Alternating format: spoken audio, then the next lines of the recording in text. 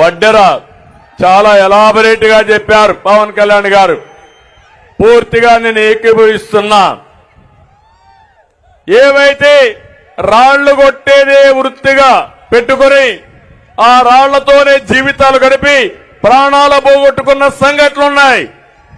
అలాంటి వారికి ఆ రాళ్లు కొట్టుకునే హక్కు పోగొట్టారంటే ఏమనాలని అర్థం కావడం లేదు. తప్పకుండా వడ్డీలకి న్యాయం చేసే బాధ్యత ఎస్టీలుగా చేర్చాలని ఎప్పటి నుంచో అడుగుతున్నారు. ఇది సాధించి తీరాలి. దీనికోసం పూర్తిగా మేము మద్దతుగా ఉంటామని. ముఖ్యంగా వడ్డెర కులస్తులు బ్లాస్టింగ్లు జరుగుతూ ఉంటాయి. కొడుతున్నప్పుడు డ్యాముల నిర్మాణం కానీ రైల్వే లైన్ల నిర్మాణం కానీ ఇవన్నీ వడ్డెర కులస్తుల ద్వారా జరిగాయి బ్రిటిష్ హయాంలో. అలాంటి వడ్డెర కులస్తులు ఈ రోజున పాపం బ్లాస్టింగ్ లో దెబ్బలు తింటా ఏ క్వారీలు కొడతారో ఆ క్వారీలకు వాళ్ళకి హక్కు లేకుండా పోయింది.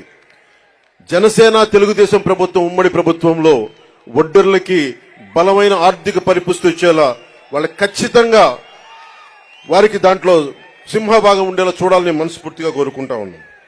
అలాగే వడ్డెర కులాలు వీళ్ళందరికీ చెందాల్సినవి కాంట్రాక్టులు కానీ ఇసుక రీచ్లు కానీ క్వారీలు కానీ ఇవన్నీ ఒక కంపెనీ కట్టబెట్టేశారు.